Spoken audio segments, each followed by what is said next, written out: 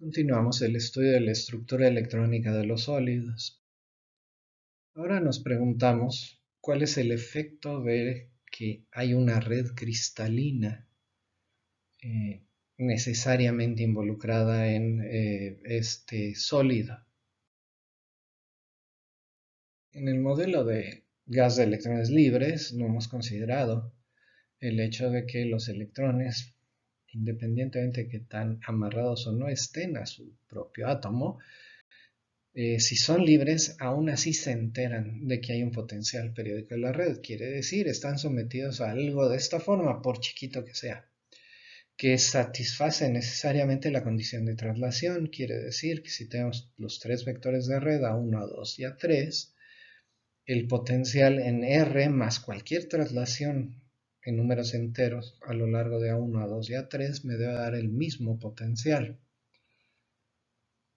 Y entonces, para describir el efecto de este potencial en los niveles electrónicos de energía, lo que vamos a hacer es considerar primero, enunciar un teorema muy importante en mecánica cuántica, que es el teorema de Bloch, que nos dice de manera muy general qué forma tiene que tener la función de onda que satisface la ecuación de Schrödinger para un potencial periódico en la red.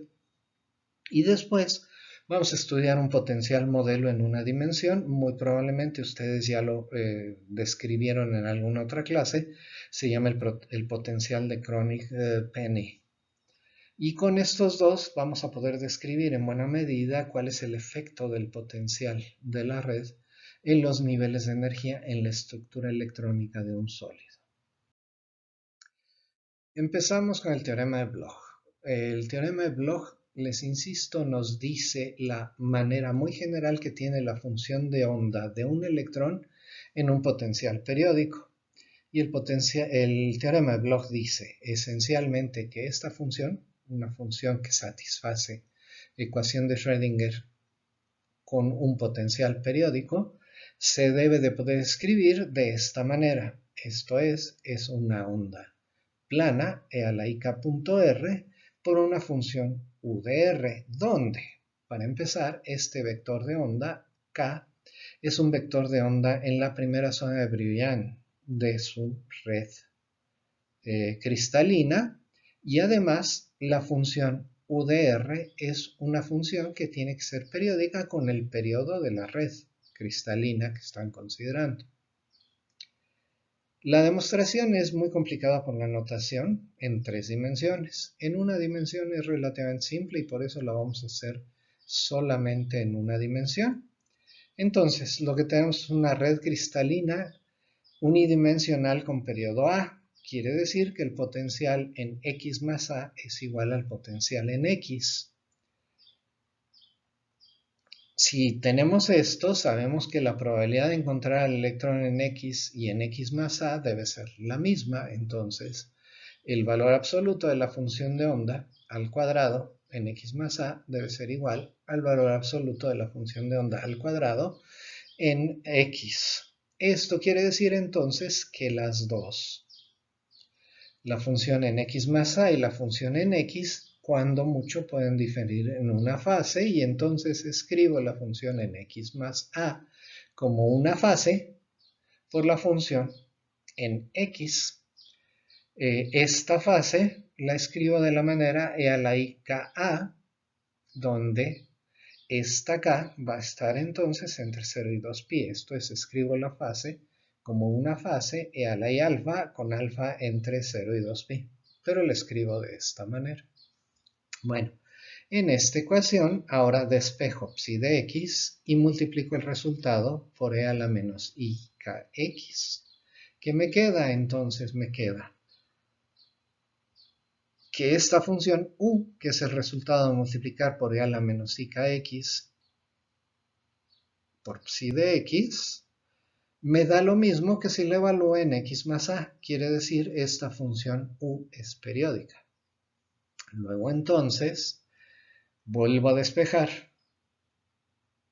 la función psi de x y obtengo el resultado final. Entonces, que psi de x la debo de poder escribir como e a la i kx por una función u de x que es periódica. Y además esta K está entre 0 y 2π entre A, que es la primera zona de Brillouin de mi cristal unidimensional. Importante es que se den cuenta que estas dos expresiones que están aquí son totalmente equivalentes. Esto es, son dos maneras de escribir el teorema de Bloch. Y vamos a tener más de una oportunidad en utilizar una o la otra para demostrar, por ejemplo, que una función efectivamente es función de Bloch. El teorema de Bloch también nos sirve para calcular el número de estados que se pueden encontrar en una zona de Brillouin. Supongamos nuevamente que tenemos un cristal unidimensional finito con n celdas de longitud A. Imponemos condiciones periódicas sobre nuestra función con un periodo L que es igual a la longitud completa del cristal NA. Sabemos que la función de onda psi evaluada después de un periodo completo es igual, por el teorema de Bloch, a E a la I k x más NA por U de x más NA. Pero esto es igual, descomponemos la exponencial en el producto de los dos términos y E a la I kx la tenemos que multiplicar. Fíjense que la función U es periódica, entonces U de x más NA es igual a U de x. Entonces lo que tenemos es que psi de x más NA es E a la I k NA por psi de x. Pero eso tiene que ser igual, como tenemos condiciones periódicas después del periodo completo de la red, eso debe ser igual a psi de x. Luego entonces E a la I KNA tiene que ser igual a 1 y de ahí concluimos que Kn, los valores permitidos del número de onda, deben de poderse escribir como 2nπ entre n mayúscula a, donde este entero n minúscula está entre 0 y n menos 1. Quiere decir que hay n posibles valores de K en la zona de Brillouin. Ahora, como para cada uno de estos tengo la posibilidad de tener dos proyecciones de spin, concluimos que en cada zona de Brillouin hay 2n estados completos. Bueno, pasamos ahora a describir el potencial periódico más simple en una dimensión, que es el potencial de Kronig-Penney, que es un modelo de barreras rectangulares de altura finita. Entonces la altura es B0, el ancho es B minúscula y la separación es B más A, como se muestra entonces en esta figura. Entonces definimos el potencial. B de x va a ser B0 cuando x vale entre menos B y 0 y vale 0 entre 0 y A. Y además es un potencial periódico con periodo A más B.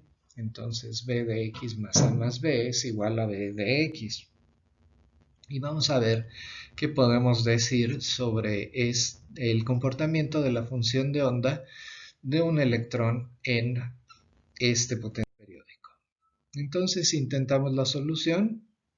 Sabemos que entre menos b y x la función de onda debe ser la suma de exponenciales creciente y decreciente. Fíjense que no estamos descartando ninguna de las dos funciones porque en ningún momento nos estamos yendo a más o menos infinito. Entonces escribimos la psi de x como c por la exponencial creciente e a la beta x más d por e a la menos beta x, donde beta es entonces el valor de la raíz de 2m por b0 menos c, dividido entre h cuadrada. Entre 0 y a el potencial vale 0, y aquí entonces escribimos la función de onda como la suma de ondas viajeras de izquierda a derecha y de derecha a izquierda. Entonces tenemos ondas planas, e a la i alfa x y a la menos i alfa x con coeficientes a y b, donde alfa es entonces la raíz de 2 veces la masa por la energía dividida entre h cuadrada.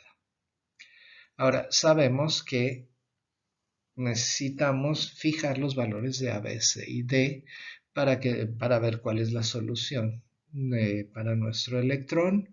Para eso aplicamos las condiciones en la frontera en x igual a 0. Debemos de pedir la continuidad de la función y su primera derivada. Entonces, pidiendo que la función sea continua, necesitamos entonces que c más d sea igual a más b. Y tomando las derivadas, la derivada en el caso de las exponenciales complejas nos baja el i alfa y además cambia el signo del término con b. Y en el caso de las exponenciales reales, baja la beta y además cambia el signo de la d.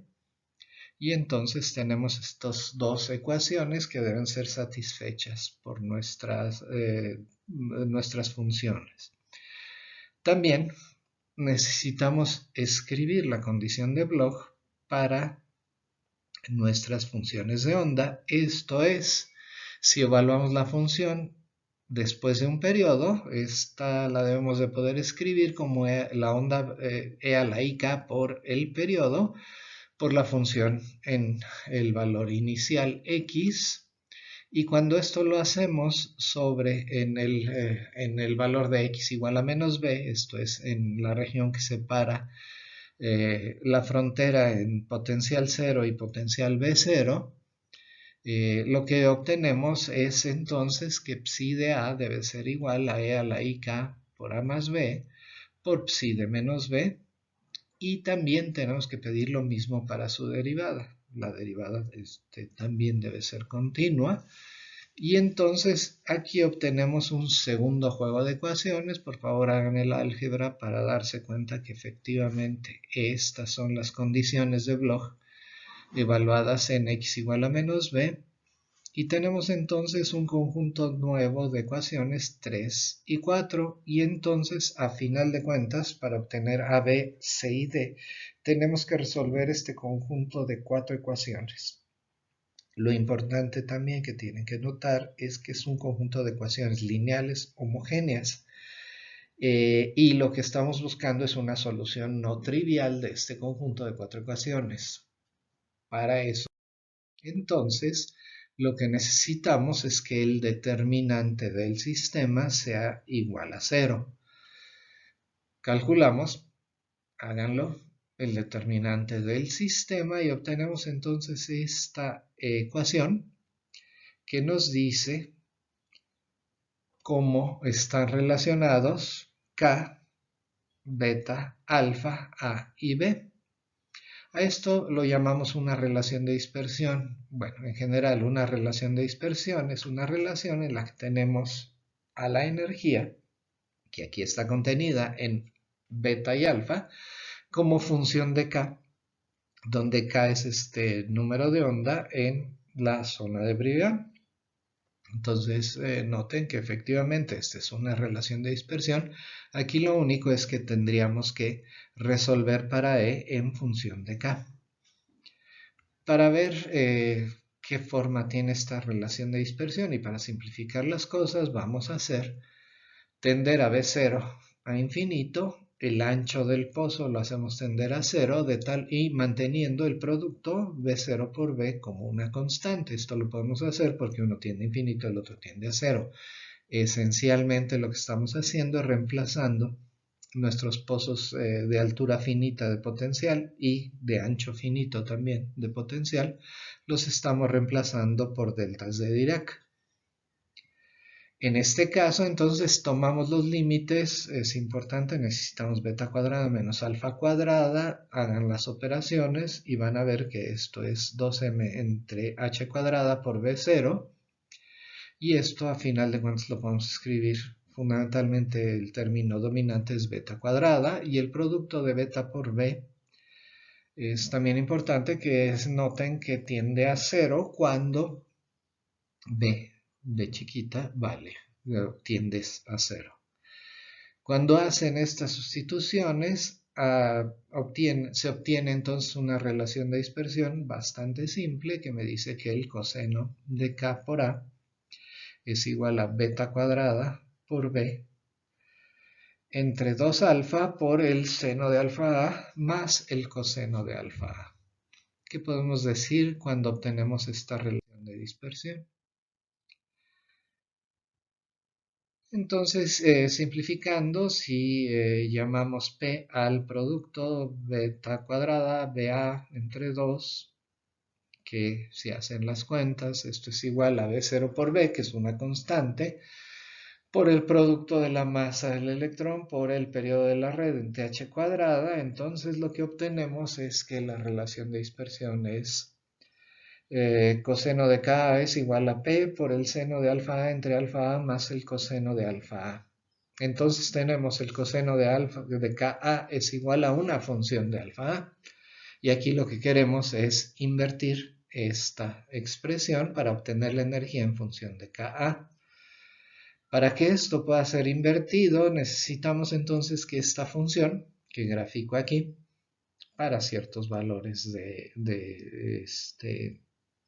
P, esta función, para que pueda ser invertida y me dé el coseno de Ka, esta función tiene que estar acotada entre menos 1 y 1. Entonces esto quiere decir que hay valores de alfa para los cuales esta función puede ser invertida y hay valores de alfa para los cuales esta función o es mayor que 1 o menor que menos 1 y ya no puede ser invertida.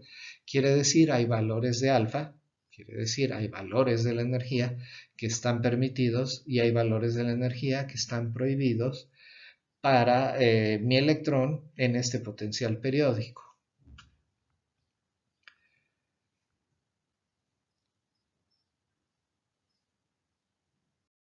Entonces hacemos la inversión, es bien fácil entonces ya hacer la inversión y lo que hacemos es ver que para distintos valores de P, a medida que P crece, esta separación entre las regiones de energía permitidas y prohibidas va creciendo.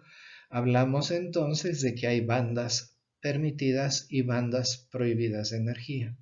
Aquí lo que estoy haciendo es graficando no la función para todos los valores de Ka, sino solo los valores de Ka en la primera zona de Brillouin. Y cuando llego al borde de la primera zona de Brillouin, lo que hago es le doy la vuelta. Entonces, si ven, vamos a demostrar en un momentito que la curva para P igual a 0 es esencialmente una parábola, nada más que es una parábola graficada en la zona de Brillouin. Entonces es una forma complicada de graficar una parábola, pero es muy útil en lo que vamos a describir más adelante. Y también en la medida que P, esto es la constante que mide la interacción o el potencial de interacción de la red periódica, a medida que crece se va abriendo entonces una brecha entre las bandas permitidas de energía y esa brecha va creciendo a medida que crece esta P.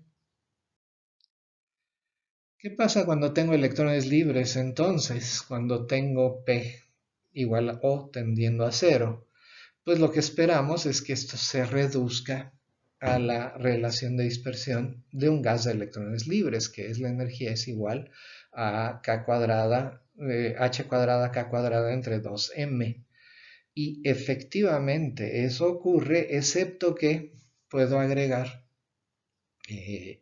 una fase constante de 2nπ a Ka. Entonces tenemos una relación de dispersión que efectivamente es cuadrática en K, nada más que se le puede agregar n, donde n entonces me dice la altura en la curva anterior de la curva de la parábola, pues entonces me da el número de zona de Brillouin en la que estoy considerando este potencial, pero recupero entonces el comportamiento de los electrones libres.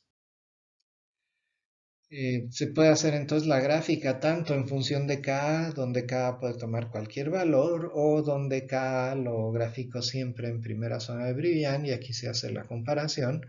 La curva punteada roja es la relación de dispersión de electrones libres que acabamos de ver. Y en el esquema que llamamos, eso es en el esquema de zona extendida, y en el esquema que llamamos de zona reducida, lo que hago es darle la vuelta a cada curva de estas y cubro solo para valores de k entre 0 y pi. Bueno, esto me permite, recordando que en cada banda hay espacio para 2n estados, me sirve para entender entonces la noción de que es la brecha electrónica, que es la que separa la última banda ocupada, que vamos a llamar la banda de valencia, de la primera banda desocupada en cualquier sólido, que es la que llamamos banda de conducción. Entonces, cuando tenemos un átomo en la red que aporta B electrones a las bandas, vamos a ver, dependiendo del valor de B, qué pasa con el llenado de las bandas. Bueno, resulta que cuando tenemos una capa que no está llena, tenemos una banda sin llenar y entonces la separación entre la banda de valencia y la banda de conducción es cero y entonces en ese caso hablamos de un conductor. Cuando tenemos capas llenas, cuando tenemos bandas llenas, en principio lo que consideramos es un aislante, lo representamos gráficamente así. Cuando tenemos un conductor, la separación entre banda de valencia, banda ocupada, y banda de conducción, banda desocupada, es cero. Quiere decir, tenemos entonces dos n estados y solo la mitad, n de ellos, están ocupados. Pero cuando tenemos los dos n estados ocupados, entonces separa una brecha la banda de conducción de la banda de valencia y en ese caso hablamos de que tenemos un aislante. Este modelo simple entonces nos predice que las tierras alcalinas deben ser aislantes. Recuerden que las tierras alcalinas son los metales, berilio, magnesio, calcio, estroncio. Entonces, ¿qué es lo que está pasando aquí? ¿Por qué no son aislantes? ¿Por qué son conductores? Bueno, de acuerdo, ¿sí? Este modelo solo funciona en una dimensión. Si lo extendemos, para explicar lo que vamos a hacer es vamos a dar una explicación cualitativa de la naturaleza de conducción de estas tierras alcalinas y para esto lo que necesitamos es salirnos del modelo en una dimensión. Entonces, no es que sea el caso, pero consideren en dos dimensiones una red cuadrada. Grafiquen en una red cuadrada la esfera de Fermi y grafiquen también la primera zona de Brillouin. Hagan las cuentas, piensen bien qué quiere decir primera zona de Brillouin y qué quiere decir esfera de Fermi.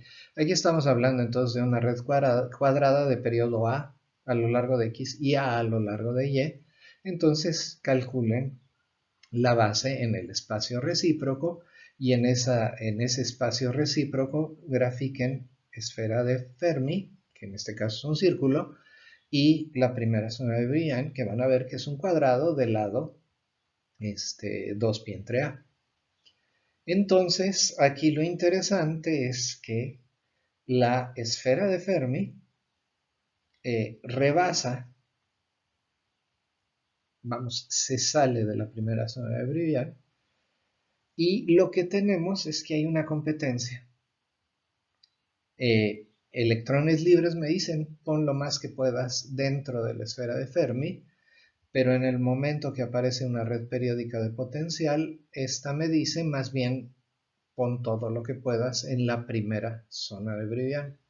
Entonces, ¿cuál gana? Bueno, esencialmente dependiendo de la intensidad del potencial, se acaba generando una superficie o una región que quiere ser llenada y que toma entonces la forma de línea continua que se marca en la figura de la derecha. Y entonces tratamos de poner los electrones lo más cerca del centro para que sea esfera de Fermi, pero a su vez lo más posible dentro de la primera zona de Brillouin.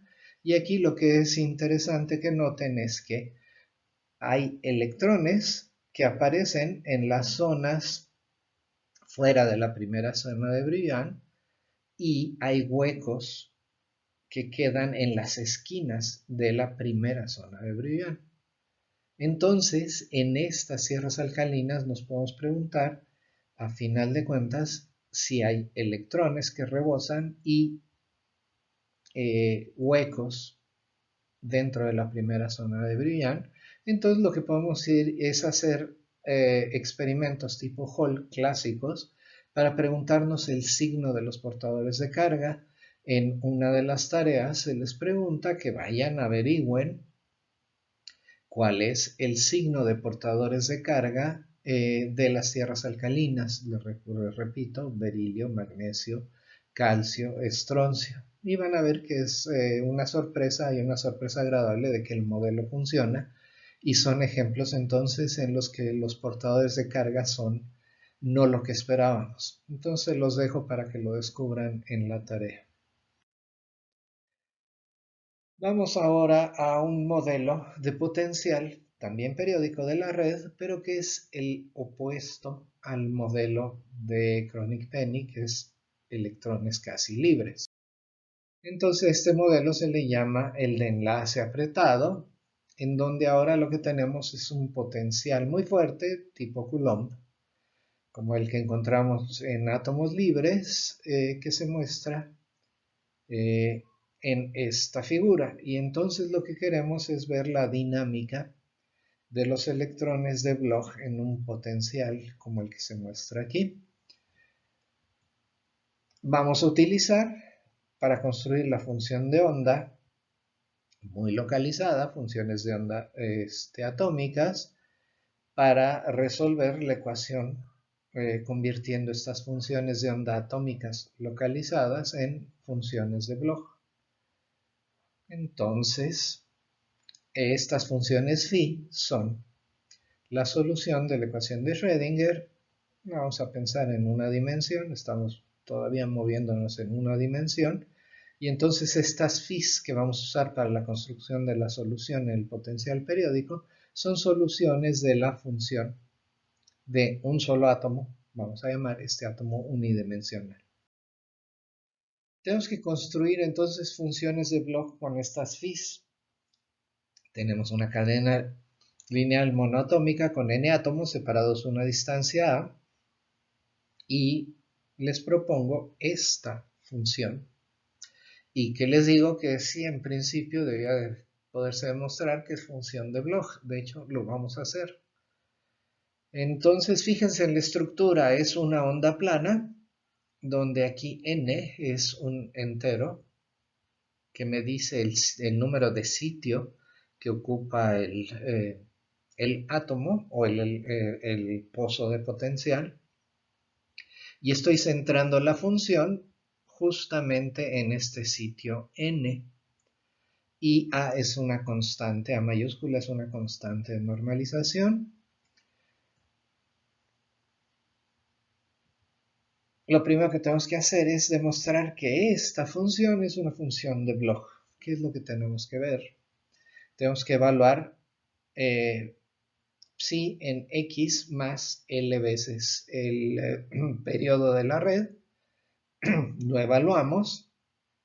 Entonces sustituimos en vez de x, x más LA en la expresión de acá arriba. Y lo que hacemos es darnos cuenta que imponiendo condiciones periódicas en la frontera, lo que podemos hacer es sumar sobre un nuevo índice que va a recorrer la red, pero de manera diferente. Entonces llamamos n-L, lo llamamos al índice j, como estamos sumando n entre 0 y esta n grande menos 1, que es esta n grande es el número de átomos en la red, podemos volver a hacer la suma en términos ahora de la j. Entonces lo que hacemos es en la onda plana cambiamos la n por j más l y podemos factorizar, como estamos sumando sobre j, podemos factorizar e a la i k l a. Y entonces nos queda una expresión tal y como la queremos para el teorema de Bloch. Psi de x más LA es e a la i k LA por psi de x. Aquí lo importante que quiero que vean es que la suma sobre n y la suma sobre j son las mismas porque estamos imponiendo condiciones periódicas de frontera. Entonces, esto se satisface. Entonces ya demostramos que es una función de Bloch. Ahora vamos a calcular la constante de normalización, que es lo que hacemos. Consideramos la integral de la psi cuadrada de entre 0 y NA y hacemos las cuentas, pues entonces sustituimos, tenemos una doble suma sobre n y m, una es exponencial compleja, la otra es exponencial directa, entonces vamos a tener a la i m más m menos n por ka por el producto de funciones, una centrada, la complejo conjugado centrada en na y la otra centrada en ma, y vamos a hacer la suposición multiplicadas por a cuadrado. Hacemos la suposición que las funciones están suficientemente localizadas, que estas funciones atómicas están normalizadas y además vamos a despreciar el traslape en sitios diferentes. Esto quiere decir entonces que esta integral que aparece en la suma es igual a delta de mn. Cuando hacemos eso, una de las sumas se colapsa y me queda entonces la suma de n términos. Y lo que vamos a pedir es que esta integral, esta norma, sea igual a 1. Entonces de aquí despejando me queda que a cuadrada es igual a 1 sobre n. Y luego entonces a es la raíz. Es 1 sobre la raíz de n. Entonces ya tenemos la forma de la función que vamos a proponer y esta la sustituimos en la ecuación de Schrödinger. El hamiltoniano de la cadena es entonces la energía cinética más el potencial, pero el potencial importante es el potencial periódico. Este lo podemos escribir entonces como el potencial atómico más la suma del potencial periódico menos el potencial atómico. Entonces tenemos los dos términos, el hamiltoniano atómico y esta diferencia entre el potencial periódico menos el potencial atómico. Sabemos que phi, la función que estamos proponiendo, es eigenfunción del hamiltoniano atómico y vamos a llamar a su energía, la energía atómica, como E phi. Sustituimos esta función de Bloch, la que acabamos de proponer, en esta ecuación de Schrödinger. Entonces aplicamos el hamiltoniano como lo escribimos sobre la función de Bloch y pedimos que esto sea la energía, que esperamos sea función de k, multiplicada por la misma función. Ya que tenemos esto, multiplicamos esta ecuación de los dos lados por la función atómica centrada en el sitio con n igual a 0, o sea, por phi de x, e integramos. Entonces hacemos esta multiplicación. Sabemos que la función, el efecto de aplicar h atómica a la función phi de x me da la energía E phi.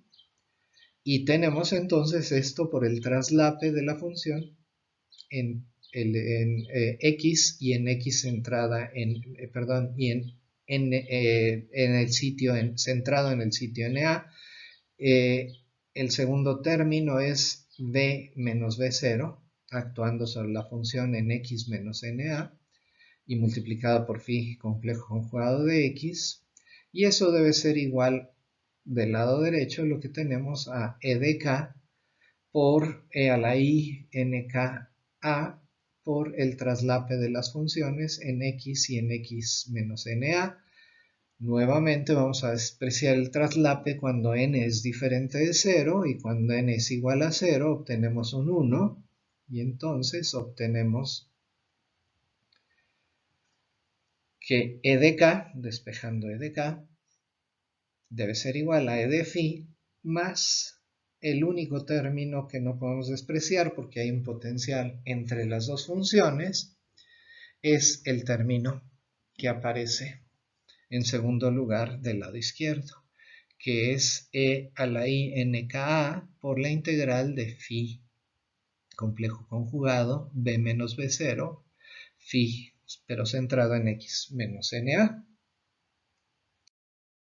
Vamos a ver qué forma tiene esta integral de interacción. Entonces tomamos esta y vamos a suponer que este integral es diferente de 0 solo cuando tenemos el mismo sitio, quiere decir n es igual a 0, o cuando estamos interactuando con los primeros vecinos, quiere decir con n igual a 1 o menos 1. En este caso llamamos a la integral, vamos a suponer que sabemos cuánto vale b menos b0, cuánto vale esta diferencia de potenciales, y entonces llamamos menos alfa a esta integral y llamamos a menos gamma a esta integral, y por favor dense cuenta que da lo mismo si integro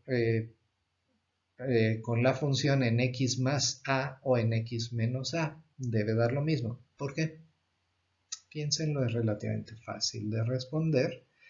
Y entonces me queda una relación de dispersión también muy sencilla, porque me queda entonces que E en función de K es la energía atómica menos esta integral alfa, que en principio puedo calcular, menos gamma por dos términos, uno evaluado en E a la IKA y otro evaluado en E a la menos IKA, y eso me queda entonces igual a 2 gamma por el coseno de KA.